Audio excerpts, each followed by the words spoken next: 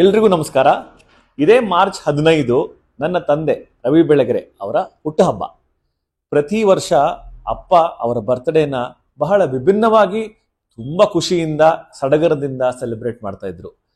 ಆಫೀಸ್ನಲ್ಲಿ ಅವರ ಅಭಿಮಾನಿಗಳು ಯಾವುದೋ ದೂರ ದೂರ ಊರಿಂದ ಬಂದು, ಹಳ್ಳಿಗಳಿಂದ ಬಂದು ಅಪ್ಪನಿಗೆ ಇಷ್ಟವಾದ ತಿಂಡಿಗಳಿರ್ಬೋದು, ಅಪ್ಪನಿಗೆ ಇಷ್ಟವಾದ ಬಟ್ಟೆ, ಅವರಿಗೆ ಇಷ್ಟವಾದ ಪೆನ್ಗಳಿರ್ಬೋದು, ಬರೀಲಿಕ್ಕೆ ಅವರಿಗೆ ತುಂಬ ಇಷ್ಟ ಆಗತ್ತೆ ಅನ್ನೋ ನೋಟ್ ಪ್ಯಾಡ್ಸ್ ಇರ್ಬೋದು, ಹೀಗೆ ಹಲವಾರು ಐಟಮ್ಸ್ಗಳನ್ನ, ಅವರಿಗೆ ಪ್ರೀತಿ ಕೊಡೋ, ಅವ್ರಿಗೆ ಇಷ್ಟ ಆಗೋ ತಿನಿಸುಗಳನ್ನ ತಂದು ಸೆಲೆಬ್ರೇಟ್ ಮಾಡ್ತಾ ಇದ್ರು.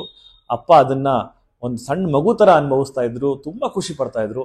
ನಾವು ಎಲ್ಲರೂ ಮನೆಯಲ್ಲಿ ಅವರಿಗೆ ವಿಶ್ ಮಾಡೋದಾಗಿರಲಿ, ಅವರನ್ನ ಸಂಭ್ರಮಿಸೋದಾಗಿರಲಿ, ನಮ್ಮೆಲ್ರಿಗೂ ಬಹಳ ಬಹಳ ಖುಷಿ ಕೊಡೋದು. ಆದರೆ ಈ ದಿನ ನಮ್ಮ ಜೊತೆ ಅವರು ಇಲ್ಲ. ಅಪ್ಪ ನಮ್ಮನ್ನು ಬಿಟ್ಟು ಆಗಲೇ ಹತ್ರ 4 ವರ್ಷ ಆಗ್ತಾ ಇದೆ. ಬಟ್ ಅವರ ನೆನಪುಗಳು, ಅವರ ಯೋಚನೆಗಳು, ಅವರ ಸಂಭ್ರಮಗಳನ್ನ ನಾವು ಸೆಲೆಬ್ರೇಟ್ ಮಾಡೋಣ, ಅವರನ್ನ ಇನ್ನೊಂದ್ಸಲ ನೆನೆಸ್ಕೊಳ್ಳೋಣ.